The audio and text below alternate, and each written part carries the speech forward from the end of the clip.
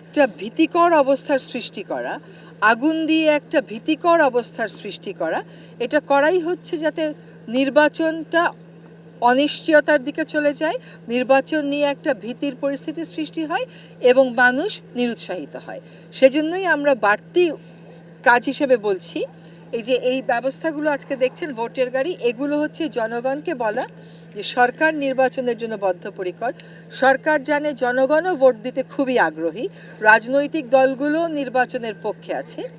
এই সময়ে ইন্টারনাল বলেন বা অন্য রকম বলে, সেখান থেকে যত চ্যালেঞ্জগুলো আসবে সেগুলোকে আমাদের মোকাবেলা করতে হবে, সেগুলোর জন্য বাড়তি প্রস্তুতি আমাদেরকে নিতে হবে। এখন নিরাপত্তাটাকে একটা বড় ইস্যু করে ফেলা হচ্ছে মানুষের মনে ভয়টা ঢোকানোর জন্য, কিন্তু সেটাই যদি হতো, মানুষ যদি ওইটাকেই ভয় পেত, তাহলে কি জুলাই আগস্টে মানুষ এভাবে করে প্রাণ দিত না। তো এই জাতির ভয়কে জয় করার একটা ইতিহাস আছে, এই জাতীয় সেই ইতিহাস আবারও নিশ্চয়ই পুনরাবৃত্তি করবে। আর আমরা এই ভয় দিয়ে জয় করার যে একটা অপচেষ্টা, সেটাকে একেবারে গুড়িয়ে দেওয়ার জন্য আমাদের প্রস্তুতিটা করে যাচ্ছি এবং প্রস্তুতি আরও জোরদার হবে। আমি নিশ্চিত যে নির্বাচন কমিশন স্বরাষ্ট্র মন্ত্রণালয়ের সাথে তাদের যে কোঅর্ডিনেশনটা আছে সেটাকে আরও বাড়িয়ে নেবে। যদি আপনি নিশ্চিত করে বলতে পারতেন যে এখানে দুটো পক্ষ আছে, তাহলে আমাদের জন্য সুবিধা হতো। যেমন যখন অগ্নিকাণ্ডের ঘটনা ঘটে আমরা বুঝবার চেষ্টা করছিলাম যে কোথা থেকে এটা এসেছে, সে সময় আসলে স্বাস্থ্যকর অল টাইম ফ্যামিলি কেক, সব সময় অল টাইম হেলদি লাইফ। একটা ট্রমার সিচুয়েশনেও যাতে ছিল, এটাকে নিয়ে একটা বাড়তি ক্রাইসিস করা হয়েছে। আজকে স্বরাষ্ট্র মন্ত্রণালয় থেকে স্পষ্ট করা হয়েছে যে প্রাথমিকভাবে 31 জনের একটি তালিকা প্রস্তুত করা হয়েছে এবং তার মধ্য থেকে আমার শেষ খবর পাওয়া পর্যন্ত 17 জনকে গ্রেফতার করা হয়েছে।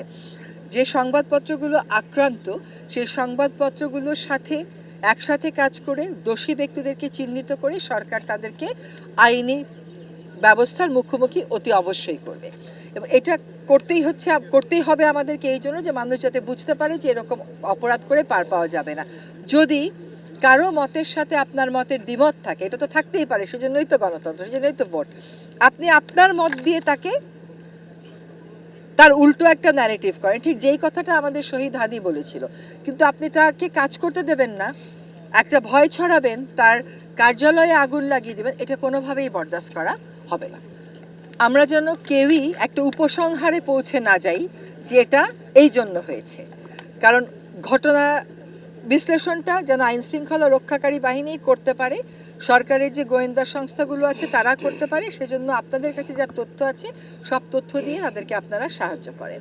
সরকার সকল সম্ভাবনাকে মাথায় রাখছে এবং একটা কথা বলে আমি আশ্বস্ত করতে চাই যে এই ঘটনার সাথে যারাই জড়িত থাকুক না কেন, যাদের ব্যাপারেই আমরা তথ্য প্রমাণ পাবো, আমাদের তদন্তে এটা উঠে আসবে, তাদের সকলের বিরুদ্ধেই ব্যবস্থা গ্রহণ করা হবে এবং সেটা দৃশ্যমান। দেশে বিদেশে যারা হচ্ছে ফেসবুকে বা সামাজিক যোগাযোগ মাধ্যমে উস্কানি দিয়েছে তাদেরকে তো চিহ্নিত করা হয়নি, এটার ব্যাপারে কোনো নতুন করে চিহ্নিত করার এখানে তো সুযোগ নাই। যেটা চিহ্নিত সেটা আর চিহ্নিত করতে আমরা এফোর্ট দিচ্ছি না, কিন্তু সেটা আপনি জানেন যে আমি বাংলাদেশে বসেই আরেকটা জায়গায় আমি সবকিছু বন্ধ করতে পারি না, সেটার একটা প্রক্রিয়া আছে, সেই প্রক্রিয়াও কিন্তু আমাদের সংশ্লিষ্ট মন্ত্রণালয় শুরু করেছে।